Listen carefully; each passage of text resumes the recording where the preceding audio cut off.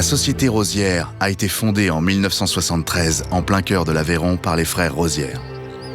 L'entreprise se spécialise dès l'origine dans la porte d'intérieur. En 2024, Rosière s'associe au groupe Arbonia di Moldura, faisant de cette nouvelle entité un des leaders de la porte d'intérieur en Europe. 50 ans après sa création, Rosière est toujours implantée à Bozoul. Ce sont aujourd'hui 150 femmes et hommes qui continuent de faire de l'entreprise Rosière une référence en France de la porte d'intérieur milieu et haut de gamme, avec un savoir-faire unique, reconnu par le label d'État EPV, Entreprise du patrimoine vivant. La quête d'innovation est une part importante de l'ADN de Rosière, permettant des avancées majeures tant dans le domaine technique que dans le domaine du design, où Rosière sera le premier à considérer la porte d'intérieur comme un vrai meuble, en faisant appel à des designers.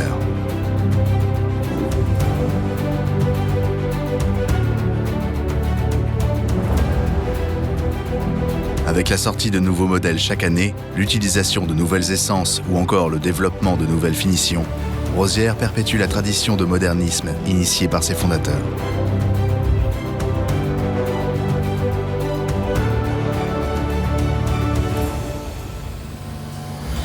Le savoir-faire Rosière s'exprime dès la sélection des bois. Le chêne et le hêtre proviennent de France. L'épicéa provient des forêts d'Europe du Nord. Ces essences sont certifiées PEFC. Depuis 2024, des bois recyclés provenant du bardage de chalets démontés sont également utilisés pour la gamme vieux bois.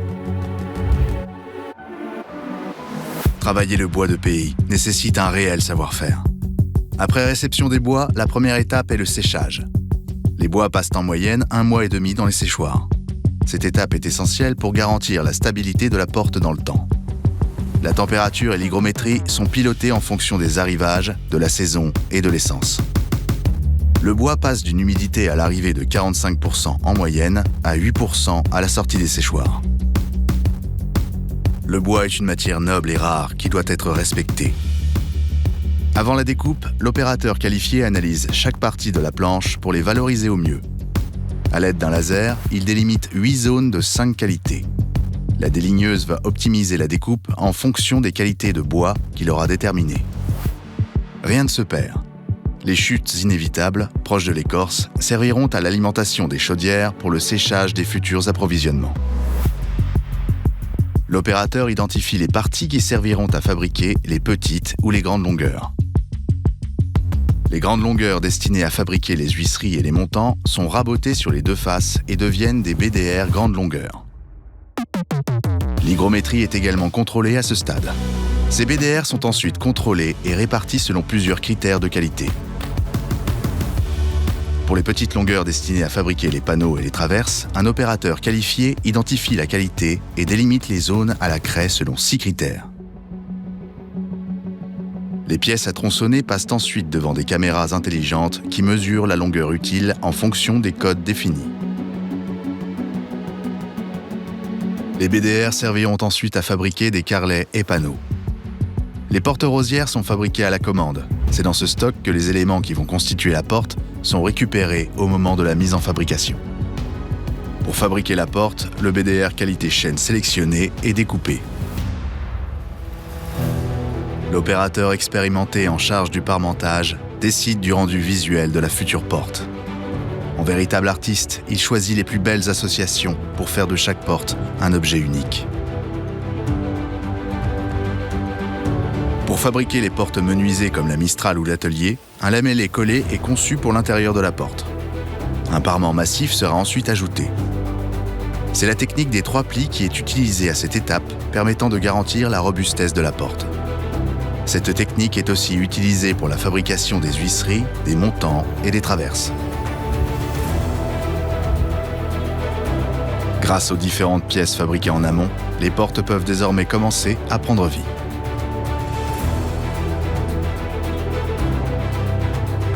Les montants, les traverses ainsi que les panneaux sont usinés, puis autour des entaillages des pommelles, des charnières invisibles, serrures, poignées et rainures pour les vitrages.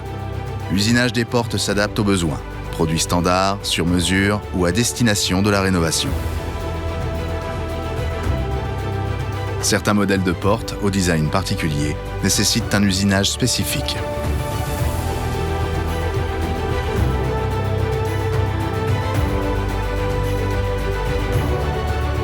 Les pièces seront ensuite marquées d'un numéro unique afin d'assurer une traçabilité maximale.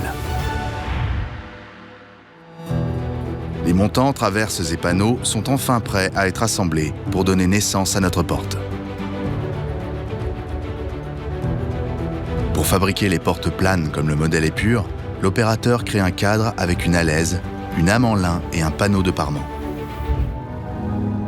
Nous entrons alors dans la phase de finition avec le brossage, qui permettra de faire ressortir les veines du bois. Un nouveau contrôle qualité intervient afin de vérifier la régularité du traitement appliqué sur la porte. Puis, la porte sera teintée en fonction du cahier des charges du client final. De nombreuses finitions sont proposées au catalogue, ton bois, couvrante ou à la demande, appelée RAL. Des savoir-faire plus anciens comme la patine et la céruse sont maintenus dans l'entreprise. Pour les amoureux du style ancien, Rosière propose des modèles en bois vieillis et patinés manuellement. 100% des portes finies seront à nouveau contrôlées à l'issue de ces divers traitements. En parallèle de ces étapes, les huisseries sont elles aussi usinées. Tout comme pour la porte, chaque pièce sera vérifiée par un opérateur.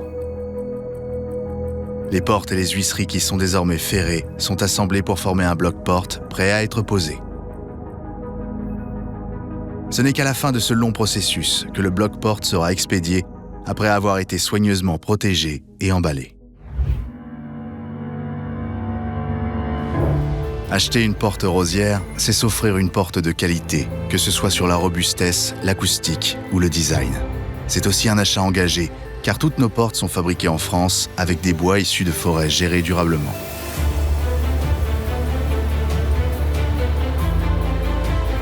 Rosière, un savoir-faire reconnu et récompensé par le label d'État EPV, entreprise du patrimoine vivant.